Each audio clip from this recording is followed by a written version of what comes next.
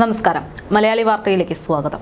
Local police അന്വേഷിച്ചു, crime branch അന്വേഷിച്ചു, SIT അന്വേഷിച്ചു. അവസാനം കുറ്റം തെളിയിക്കാനാകാതെ വിധി വരുന്നു. വളരെ നിർണായകമായിട്ടുള്ള ഒരു കേസായിരുന്നു പാലത്തായി കേസ്. ഇപ്പോൾ ഈ വിഷയത്തിൽ വളരെ ഗുരുതരമായിട്ടുള്ള ഒരു ആരോപണം അല്ലെങ്കിൽ ഒരു അഭിപ്രായം ഉന്നയിച്ചുകൊണ്ട് മുൻ DYSP തന്നെ രംഗത്ത് വരികയാണ്. പോക്സോ വകുപ്പ് ദുരുപയോഗം ചെയ്തതിന്റെ അവസാന ഉദാഹരണമാണ് ഈ പാലത്തായി കേസെന്ന് വിരമിച്ച DYSP ആയ റഹീം ഫേസ്ബുക്കിലൂടെ പ്രതികരിക്കുന്നു. ലോക്കൽ പോലീസും ക്രൈംബ്രാഞ്ചും SITയും അന്വേഷിച്ചിട്ടും പോക്സോ കുറ്റം നിലനിൽക്കുന്നില്ലെന്ന് കണ്ടെത്തി. അന്വേഷണ ഉദ്യോഗസ്ഥർ തന്നോട് ഇക്കാര്യം പറഞ്ഞുവെന്നും തന്റെ ഫേസ്ബുക്ക് പോസ്റ്റിലൂടെ അദ്ദേഹം തുറന്നടിച്ചിരിക്കുകയാണ്. പാലത്തായി കേസിൽ BJP നേതാവും അധ്യാപകനുമായിരുന്ന പത്മരാജനെ വിചാരണ കോടതി കുറ്റക്കാരനെന്ന് കണ്ടെത്തി ജീവപര്യന്തം തടവിന് ശിക്ഷിച്ചതിന് തൊട്ടടുത്ത ദിവസമാണ് ഇത്തരമൊരു പോസ്റ്റ് പങ്കുവയ്ക്കുന്നത്.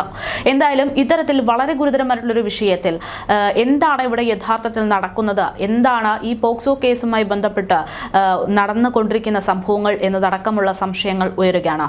തുടക്കം മുതൽ തന്നെ ADM നവീൻ ബാബുവിന്റെ കേസന്വേഷണത്തിന്റെ ഉദ്യോഗസ്ഥനായിരുന്ന ഒരാളെ CPM സ്ഥാനാർത്ഥിയാക്കി എന്നുള്ള തീരുമാനത്തിൽ പ്രതികരിച്ച അഞ്ജു പാർവതി പ്രവീഷ് എന്ന് പറയുന്ന സാമൂഹിക പ്രവർത്തക അന്ന് പാലത്തായി വിഷയത്തിലും ചില സംശയങ്ങൾ പ്രകടിപ്പിച്ചിരുന്നു. ഇന്ന് അവരുടെ സംശയങ്ങൾ യാഥാർത്ഥ്യമാണ് എന്ന തരത്തിലാണ് കാര്യങ്ങൾ പോകുന്നത്. എന്തായാലും DYSPയുടെ ഇത്തരത്തിലുള്ള വെളിപ്പെടുത്തൽ ഇതുമായി ബന്ധപ്പെട്ട് സാമൂഹിക പ്രവർത്തകയായ അഞ്ജു പാർവതി പ്രവീഷ് മലയാളി വാർത്തയോട് പ്രതികരിക്കുന്നു. മാം, ഈ പാലത്തായി കേസ് തുടക്കം മുതൽ തന്നെ ഒരുപാട് ദുരൂഹതകളും അല്ലെങ്കിൽ സംശയങ്ങളും ഉണ്ടായിരുന്നു. ആദ്യം ഇത് കുറ്റക്കാരനാണ് എന്ന് പറഞ്ഞ് ശിക്ഷ വിധിക്കുന്നു. പിന്നീട് പോക്സോ കേസ് ആയിട്ട് ഇത് പരിഗണിക്കാൻ പറ്റില്ല എന്നുള്ള നിലപാടിലേക്ക് എത്തുകയായിരുന്നു. ഇപ്പോ ഈ വിഷയമായിട്ട് ബന്ധപ്പെട്ടിട്ട് റിട്ടയർഡ് DYSP ആയിട്ടുള്ള റഹീം എന്ന് പറഞ്ഞിട്ടുള്ള ഒരാൾ പറയാണ്, പോക്സോ കേസ് എന്ന് പറയുന്നത് ഒരു രാഷ്ട്രീയ നേതാവിനെതിരെ ഉപയോഗിക്കാൻ പറ്റുന്ന ഏറ്റവും എളുപ്പമുള്ള ഒരു ആയുധമായിട്ട് മാറുന്നു എന്ന്. പാലത്തായി കേസുമായി ബന്ധപ്പെട്ട് ഇത് വരുമ്പോ എങ്ങനെയാണ് അതിനെ നോക്കിക്കാണുന്നത്? തീർച്ചയായും. കാരണം ഇതിൽ നമ്മൾ വിഷയം വല്ലാത്തൊരിതായത് കൊണ്ട് തന്നെ കുറച്ച് സങ്കീർണമാണ്. ഇതിൽ നമ്മളൊരു ചോദ്യം ചോദിച്ചാൽ പോലും അല്ലെങ്കിൽ നമ്മുടെ മനസ്സിലുള്ള ഒരു സംശയം ചോദിച്ചാൽ പോലും സൊസൈറ്റി ആ ചൈൽഡ് അബ്യൂസറിന് കൊട പിടിക്കുന്നു എന്നുള്ള രീതിയിലുള്ള ഒരു നെറേറ്റീവ്സുമായിട്ട് പ്രിപ്പയർ ആയിട്ട് കുറെ ആൾക്കാർ ഉണ്ട്. കാരണം ഈ പാലത്തായി കേസിന്റെ തുടക്കം മുതൽ നമ്മൾ ആദ്യം ഈ കേസ് തുടങ്ങുന്ന 2020 ആണ് എന്നാണ് എന്റെ ഓർമ്മ. ആ 2020 തന്നെ നമ്മൾ ഇതിനെക്കുറിച്ച് കുറെ എഴുതിയിട്ടുണ്ടായിരുന്നു. അപ്പോൾ എനിക്ക് ഇപ്പോഴും ഓർമ്മയുള്ളത് നമുക്ക് തോന്നിയിട്ടുള്ള കുറെ സംശയങ്ങൾ അന്നും നമ്മൾ ഇതുപോലെ പോയിന്റ് ഔട്ട് ചെയ്ത് വെച്ചിട്ടുണ്ടായിരുന്നു. ഇത് ശരിക്കും ആണോ, ഇതിനി ആ കുട്ടീനെ മുൻനിർത്തി ആരെങ്കിലും കളിക്കുന്ന നാടകമാണോ? കാരണം ഇതുപോലൊരു ആ സമയത്ത് തന്നെ ഒരു ബിനു എന്ന് പറഞ്ഞൊരാളുടെ ഇതേപോലൊരു കേസ് ഉണ്ടായിരുന്നു. അത് ആ സ്ത്രീയെ റേപ്പ് ചെയ്തു എന്നൊക്കെ പറഞ്ഞിട്ട്, പക്ഷെ പിന്നീട് അവർ തന്നെ അന്നും ഈ 2020 ഇതേ രീതിയിലുള്ള വാർത്തകളൊക്കെ വന്നിട്ടുണ്ടായിരുന്നു. പക്ഷെ അപ്പോഴും എപ്പോഴും നമ്മൾ പറയുന്ന ഒരു കാര്യമുള്ളൂ, കുറ്റവാളിയാണെങ്കിൽ തീർച്ചയായും, കാരണം ഒരു അധ്യാപകനാണ് അല്ലെ, ഗുരു ശിഷ്യ ബന്ധത്തിന് അത്രയും ഇമ്പോർട്ടൻസ് കൊടുക്കുന്ന ഒരു നമ്മുടെ നാട്, രാജ്യം. അപ്പൊ അവിടെ അങ്ങനെ ചെയ്യാൻ പാടില്ല എന്ന് നമ്മൾ പറയുന്നത് കുറ്റവാളിയാണെങ്കിൽ മാത്രം. പക്ഷേ നമുക്കറിയാവുന്ന ഒരു കാര്യമുണ്ട്, ഈ പോക്സോ എന്ന് പറഞ്ഞ ആക്ട് വല്ലാത്ത രീതിയിൽ ദുരുപയോഗം ചെയ്യുന്ന ഒരുപാട് ഇൻസിഡൻസ്. ഫോർ എക്സാമ്പിൾ, നമ്മൾ ഇന്നാൾ കണ്ടു ഒരു വയസ്സായ മനുഷ്യൻ എത്രയോ നാൾ ജയിലിൽ കിടന്നിട്ട് പിന്നീട് 16 വയസ്സുള്ള പെൺകുട്ടി കാമുകന് വേണ്ടി, ഞാൻ വെറുതെ ഉണ്ടാക്കിയതാണ്, കാമുകനെ രക്ഷിക്കാൻ വേണ്ടിയിട്ട് അപ്പൂപ്പന്റെ ആ ഒരു വയസ്സായ മനുഷ്യന്റെ പേരിൽ കേസ് കൊടുത്താണെന്ന് പറഞ്ഞതുകൊണ്ട് മാത്രം കോടതി പുറത്താക്കിയിട്ടുണ്ട്. അതായത് പലപ്പോഴും തോന്നിയിട്ടുള്ള ഒരു കാര്യം എന്താണെന്ന് വെച്ച് കഴിഞ്ഞാൽ, പോക്സോ ആക്ടിൽ എപ്പോഴും ഈ മൊഴി മാത്രം അല്ലെങ്കിൽ കൂടുതൽ നമ്മുടെ പ്രതിക്ക് പറയാനുള്ള അല്ലെങ്കിൽ കുറ്റാരോപിതനായിട്ടുള്ള വ്യക്തിക്ക് പറയാനുള്ളത് കേൾക്കാൻ പലപ്പോഴും നമ്മുടെ നീതി ന്യായ വ്യവസ്ഥിതി. എനിക്ക് അത്ഭുതം തോന്നിയൊരു കാര്യം എന്താണെന്ന് വെച്ച് കഴിഞ്ഞാൽ, ഇതേ ഹൈക്കോടതി തന്നെയാണ് പറഞ്ഞിട്ടുള്ളത്, ഉത്തരവുകളിലൊക്കെ പറഞ്ഞിട്ടുണ്ട്, പോക്സോ കേസ് എന്ന് പറയുമ്പം പ്രതിക്ക് കൂടെ കേൾക്കാനുള്ള കാര്യങ്ങൾ കേൾക്കണം എന്നുള്ള 1 or 2 പ്രാവശ്യം അങ്ങനത്തെ രീതിയിലുള്ള വിധി ന്യായങ്ങൾ പുറപ്പെടുവിച്ചിട്ടുണ്ട്. എന്നിരുന്നാൽ പോലും ഇവിടെ ഈ പാലത്തായി കേസല്ല, ഇതുപോലെ ഒരുപാട് കേസുകളിൽ പലപ്പോഴും പെട്ടെന്നുള്ളൊരു തീരുമാനം എടുത്തിട്ട് പ്രതിക്ക് സംസാരിക്കാൻ അല്ലെങ്കിൽ പ്രതിഭാഗമാക്കലിന് അവർക്കൊക്കെ കാര്യങ്ങൾ കൃത്യമായിട്ട് പറഞ്ഞു കൊടുക്കാൻ പറ്റാത്തൊരു രീതിയിൽ മൊഴിയുടെ കാര്യങ്ങൾ മാത്രം, അതായത് കുട്ടിയുടെ ആ മൊഴിക്ക് മാത്രം പ്രയർ ഇമ്പോർട്ടൻസ് കൊടുത്തിട്ടൊരു ശിക്ഷാവിധി വിധിക്കുന്നതായിട്ട് കാണുന്നുണ്ട്. അപ്പോഴും നമ്മൾ ചോദിക്കുന്നുണ്ട്, നമുക്കറിയാം ഇവിടെ കുട്ടിയുണ്ട് ഉള്ള കാര്യം, കറക്റ്റായിട്ട് കുട്ടി എന്നുള്ള വിക്ടിം അവിടെ ഉണ്ട്.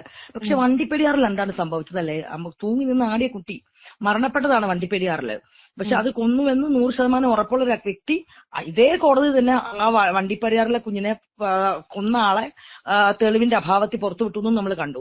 അപ്പോഴാണ് ഇത് രാഷ്ട്രീയ മുതലെടുപ്പാണ്, അല്ലെങ്കിൽ ഒരു സമുദായം, രാഷ്ട്രീയത്തെക്കാളേറെ ഒരു സമുദായത്തിന്റെ മുതലെടുപ്പ് കൊണ്ട് മാത്രം ഇവിടെ ആക്ഷൻ കൗൺസിൽ രൂപീകരിക്കുന്നു. ഞാൻ കണ്ടിരുന്നു റഹീം എന്ന് പറഞ്ഞ അദ്ദേഹത്തിന്റെ ഇത് സത്യമാണ്. അപ്പോഴും പലപ്പോഴും ചോദിച്ചിട്ടുണ്ട്, ഇവിടെ മദ്രസ പീഡനങ്ങൾ ഒരുപാട് ഉണ്ടാവുന്നുണ്ട്. പക്ഷെ മദ്രസ പീഡനങ്ങൾ ഉണ്ടാവുമ്പോഴും ജമാഅത്തെ ഇസ്ലാമിയുടെ ഒക്കെ ഓരോ പ്രമുഖരായിട്ടുള്ള ആൾക്കാർ അകത്താവുമ്പോഴും നമ്മൾ നെടുമങ്ങാട് തന്നെ ഇപ്പോൾ ഒരു റീസെന്റ് ഒരു ഇൻസിഡന്റ് വന്നിട്ടുണ്ട്. അപ്പൊ അന്നേരം അതിനൊരു ആക്ഷൻ കൗൺസിൽ ആരും ഫോം ചെയ്യുന്നില്ല.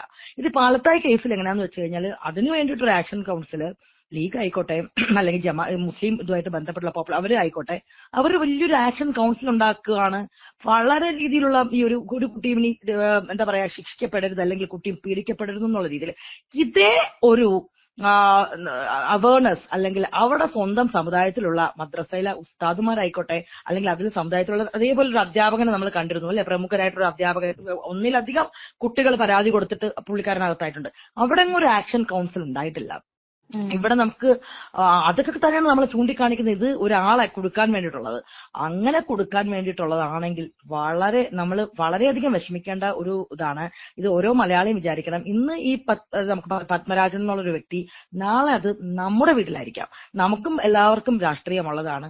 പക്ഷെ അതുപോലെ മതത്തിന്റെ പേരിലൊക്കെ ഒരാളെ കൊടുക്കണം എന്ന് തോന്നിക്കഴിഞ്ഞാൽ, ഈ രീതിയിൽ കൊടുക്കപ്പെട്ടു കഴിഞ്ഞാൽ ഞാൻ ആലോചിച്ച് നോക്കുകയാണ്, ഇനി അയാൾ നിരപരാധി ആണെങ്കിലുള്ള ഒരു അവസ്ഥ ഒന്ന് ആലോചിച്ച് നോക്കൂ. ആൾ അനുഭവിക്കുന്ന ട്രോമ, അവരുടെ വീട്ടുകാർ അനുഭവിച്ചിട്ടുള്ള അതിനൊക്കെ എന്ത് നമുക്ക് പകരം നൽകാനാവും അല്ലെ?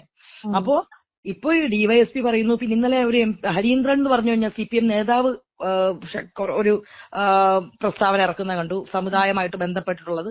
അപ്പൊ ഈ പാലത്തായി കേസ് തുടക്കം മുതൽ ഇപ്പോഴും ഒരു സംശയത്തിന് 3 അന്വേഷണ ഉദ്യോഗസ്ഥർ മാറി മാറി വന്നിട്ട് അവർക്കൊന്നും പോക്സോ ആക്ട് അതിലിടാൻ പറ്റിയിട്ടുണ്ടായിരുന്നില്ല.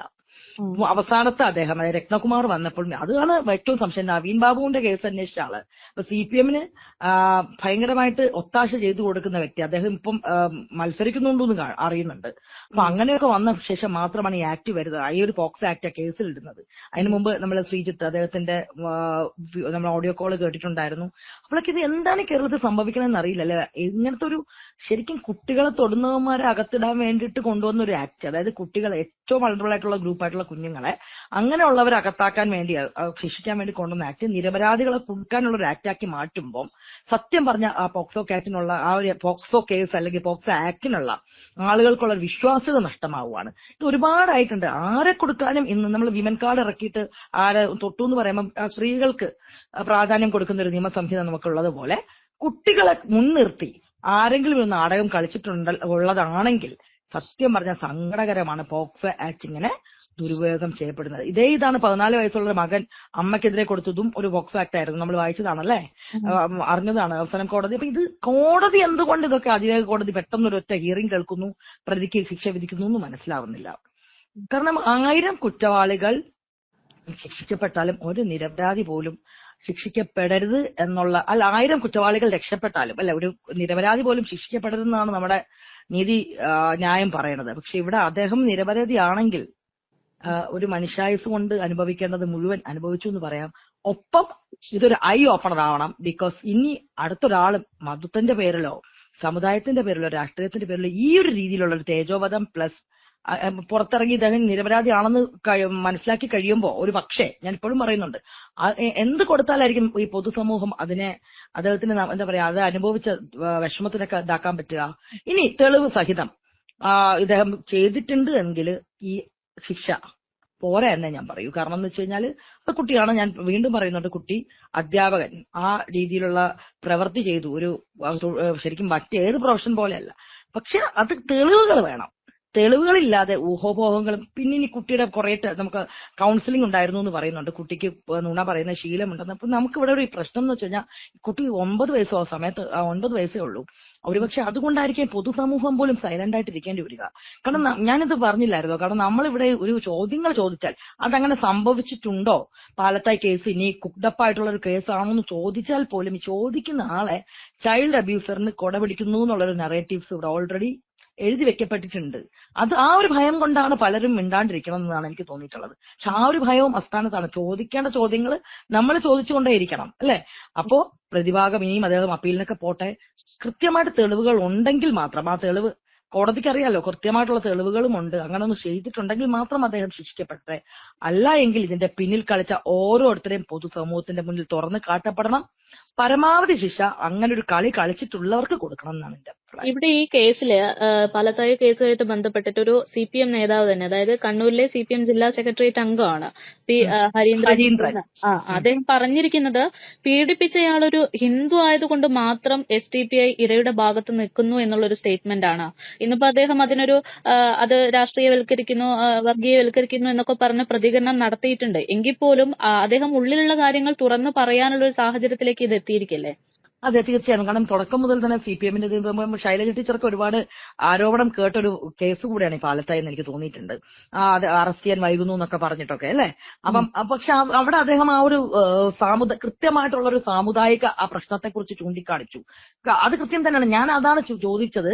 ഇവിടെ നെടുമങ്ങാട് ഉള്ള സ്ഥലത്ത് ഒരു കുട്ടീനെ കാറിന്റെ അകത്ത് വെച്ച് പീഡിപ്പിച്ചു. അത് നേതാവാണ്, സാമുദായിക ആധ്യാത്മിക നേതാവാണ്. അതും വാർത്തയിലുണ്ട്. അപ്പൊ അങ്ങനെ വന്നിട്ടുള്ള ഒരു നേതാവിനെ കൊണ്ടുവന്ന് ആ നാട്ടുകാരൊക്കെ കൈയോടെ പിടിച്ചു. കാറിന്റെ തരംതൊളിക്കോട് എന്നുള്ള സ്ഥലമാണെന്ന് തോന്നുന്നുണ്ട്. അങ്ങനെ പിടിച്ചിട്ട് പോലും അതിനെതിരെ ഒരു ആക്ഷൻ കൗൺസിലോ?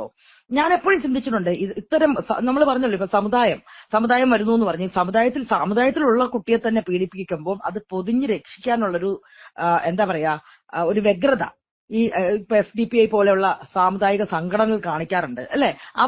ഇവർക്ക് കുട്ടിക്ക് വേണ്ടിയാണ് അവർ നിലകൊള്ളുന്നത് പറഞ്ഞു. ഓപ്പോസിറ്റ് ഒരു ഹിന്ദു ആയതുകൊണ്ട് മാത്രം അവിടെ ആക്ഷൻ കൗൺസിൽ ഫോം ചെയ്തു. അപ്പൊ അവരുടെ സമുദായത്തിൽ തന്നെ ഉള്ള എത്രയോ കുട്ടികളെ അവരുടെ സമുദായത്തിലുള്ള ആൾക്കാർ തന്നെ, മദ്രസ അധ്യാപകർ ആയിക്കോട്ടെ, അല്ലാത്ത രീതിയിൽ നമ്മൾ നടനും ആയിട്ടുള്ള ഒരു വ്യക്തിയുടെ ഒക്കെ നമ്മൾ വായിച്ചിട്ടുണ്ട്. അപ്പൊ എത്രത്തോളം ആക്ഷൻ കൗൺസിൽ അവർ ഫോം ചെയ്തിട്ടുണ്ട്. അപ്പൊ സ്വന്തം സമുദായത്തിലുള്ള കുട്ടീനെ പിച്ച് ചീന്തിയാലും കുഴപ്പമില്ല എന്നുള്ള ഇതാണോ? അപ്പൊ അതൊക്കെ എന്ത് മെസ്സേജാണ് സൊസൈറ്റിക്ക് കൊടുക്കുന്നത്? ഈ പാലത്തായി കേസിൽ അവർ ആക്ഷൻ കൗൺസിൽ ഫോം ചെയ്തിരുന്നു. നാട്ടുകാരല്ല, ഈ ഒരു ജമാഅത്ത്, എനിക്ക് തോന്നുന്നു ഈ പോപ്പുലർ ഫ്രണ്ടുമായിട്ട് ബന്ധപ്പെട്ട SDPI സംഘടന. അതൊരു പ്രസക്തമായിട്ടുള്ള ചോദ്യമല്ല. ഇവിടെ രാഷ്ട്രീയം മാറ്റിവെക്കാം. ഇവിടെ നമുക്ക് എല്ലാവർക്കും രാഷ്ട്രീയം എന്നുള്ള രീതിയിൽ, ഇവിടെ നമ്മുടെ കേരളത്തിന്റെ പ്രശ്നം എന്ന് വെച്ച് കഴിഞ്ഞാൽ എന്തിലും മതധ്രുവീകരണം അല്ലെങ്കിൽ രാഷ്ട്രീയ ധ്രുവീകരണം വരുന്നു. അങ്ങനെ വരുമ്പോൾ എന്താ പറ്റുന്നു? നിരപരാധികളെല്ലാം ക്രൂശിതരാകുന്നു. ചോദ്യം ചോദിക്കാൻ ആളുകൾ ഭയപ്പെടുന്നു. ആ ഒരു സിറ്റുവേഷൻ ആയി. ഇത് ഹരീന്ദ്രൻ എന്ന് പറഞ്ഞ വ്യക്തി ചോദിച്ച ചോദ്യം വളരെ പ്രസക്തമാണ്. എന്തുകൊണ്ട് അവരുടെ സമുദായത്തിൽ തന്നെയുള്ള ഈ SDPI ഒരു ഹിന്ദു ആയതുകൊണ്ട് മാത്രം അവിടെ ആക്ഷൻ കൗൺസിൽ ഫോം ചെയ്തു? ഈ കുറ്റവാളി ശിക്ഷിക്കപ്പെടണമെന്നുള്ള നയം ഇത് എന്തുകൊണ്ട് മറ്റ് അവരുടെ സമുദായത്തിലുള്ള കുട്ടികൾ വരുമ്പം ഉണ്ടാവുന്നില്ല? പക്ഷെ നേരെ മറിച്ച് ഒരു ഹിന്ദു സമുദായത്തിന്റെ അകത്ത് തന്നെ ഒരാൾ ഉണ്ടാവുമ്പം ഓപ്പോസിറ്റ് ഒരു മുസ്ലിം ആണ് എന്ന് കണ്ടു കഴിഞ്ഞാൽ പോലും ഇവിടെ ആക്ഷൻ അങ്ങനെയല്ല. നീതി നിയമം ആ വ്യവസ്ഥ അനുസരിച്ചിട്ടല്ലേ നമ്മൾ പോകാറുള്ളൂ. നമ്മൾ നല്ല അങ്ങനെയാണ് നമ്മൾ കണ്ടിട്ടുള്ളത്. പൊതുവെ ആ തെറ്റ് ചെയ്തവരാരും ശിക്ഷിക്കപ്പെടണം എന്നുള്ളൊരു കൺസെപ്റ്റാണ് എല്ലാവർക്കും ഉള്ളത്. പക്ഷെ ഇത് ഓപ്പോസിറ്റ് ഒരു ഹിന്ദു അധ്യാപകൻ എന്നുള്ള അതും അദ്ദേഹം എനിക്ക് തോന്നുന്നു CA പ്രക്ഷോഭ സമരങ്ങളിലൊക്കെ അങ്ങനെയും പറഞ്ഞു കേട്ടുണ്ട്. അതൊക്കെ കൊണ്ടും ഓൾറെഡി നാട്ടുകാർക്ക് കണ്ണില് ഒരു പ്രശ്നമുള്ള ഒരു മനുഷ്യനായിരുന്നു എന്ന്. അപ്പോ ഇത് എന്നോട് ചോദിച്ച ചോദ്യം വളരെ പ്രസക്തമാണ് കേട്ടോ. കാരണം എന്തുകൊണ്ട് നമുക്ക് എന്തുകൊണ്ട് അങ്ങനെ ചിന്തിച്ചുകൂടാ? തീർച്ചയായിട്ടും അങ്ങനെ തന്നെയാണെന്നാണ് മനസ്സ് പറയുന്നത്. മനസ്സ് പറയുന്നതല്ല, ശരിക്കും നമ്മൾ നോക്കിക്കഴിഞ്ഞാൽ അത് തന്നെയാണ് അതിന്റെ കാര്യം. സ്വന്തം സമുദായത്തിലുള്ള കുട്ടികളെ സ്വന്തം സമുദായത്തിലുള്ള ആൾക്കാർ പീഡിപ്പിച്ചാൽ പോലും കമാന്ന രക്ഷണമിണ്ടാത്ത ഒരു ആക്ഷൻ കൗൺസിൽ ഒന്നും വേണ്ട. പക്ഷെ ഓപ്പോസിറ്റ് ഇങ്ങനെ ഒരു അത് ഉണ്ടോ എന്ന് പോലും ആവണതിന് മുമ്പ് തന്നെ ആവേശ കമ്മിറ്റിക്കാര് ആക്ഷൻ കൗൺസിൽ ഫോം ചെയ്യുന്നു. അയാളുടെ രക്തത്തിന് വേണ്ടി മുറവിളി കൂട്ടുവാണ്. അപ്പൊ അതെന്ത് പ്രവണതയാണെന്നാണ് മനസ്സിലാവാത്തത്. ശരി, നിങ്ങൾക്ക് ഇത്രയും SDPIക്കാർക്ക് ഇത്രയും കുട്ടികൾക്ക് വേണ്ടിയിട്ട് അവർ നിലകൊള്ളുന്ന ഒരു സംഘടനയാണ്. ഓരോ പീഡകന്മാർക്കെതിരെയും അവർ ആക്ഷൻ കൗൺസിൽ ഫോം ചെയ്യട്ടെ. അവരുടെ സമുദായത്തിന്റെ അകത്തുള്ള എത്രയോ പീഡോഫീൽസ് ഉണ്ട്. അവരെ ശിക്ഷിക്കാൻ അവർ മുൻകൈയെടുത്ത് മുന്നോട്ട് വരട്ടെ. അതൊക്കെ ചെയ്യണതിനൊപ്പം പത്മരാജൻ കുറ്റക്കാരനാണെങ്കിൽ കൂടി അങ്ങനെ അദ്ദേഹത്തിന്റെ രക്തത്തിന് വേണ്ടി മുറവിളി കൂട്ടട്ടെ. അതാണ് ഞാൻ പറഞ്ഞത്. ആ കുറ്റക്കാരനാണെങ്കിൽ. അതല്ല എങ്കിൽ ഇവർ കാണിച്ചു കൂട്ടുന്നതെല്ലാം ഒരു സമുദായത്തിന് ഓപ്പോസിറ്റ് സമുദായം ആയതുകൊണ്ട്, ഹിന്ദു ആയതുകൊണ്ട് ഒറ്റയ്ക്ക് ക്രൂശിക്കുകയാണെന്ന് നമ്മൾ സംശയിക്കേണ്ടിയിരിക്കുന്നു. അങ്ങനെ സംശയിക്കേണ്ടിയിരിക്കുന്നു എന്നല്ല, അത് തന്നെയാണ് വാസ്തവം.